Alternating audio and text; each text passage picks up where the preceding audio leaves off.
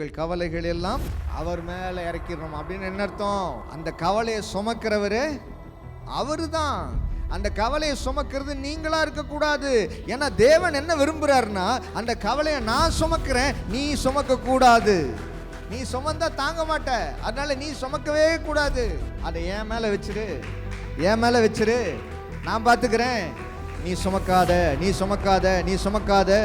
அந்த வார்த்தை அப்படி சொல்லுதுன்னா, இந்த கவலையை, இந்த பயத்தை என் வாயில நான் பேச மாட்டேன். இந்த பயத்தை, இந்த கவலையை என் இருதயத்தில் நான் சுமக்க மாட்டேன். நீர் என்ன சொன்னீரோ அதையே நான் பேசுவேன், அதையே நான் செய்வேன்.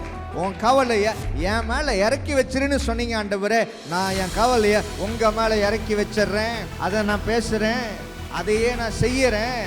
இனி நான் துக்க முகமாக இருக்க மாட்டேன். ஏன் அந்த கவலையெல்லாம் உங்கள் மேலே வச்சுட்டேன். இனி நான் கவலைப்படவே மாட்டேன்.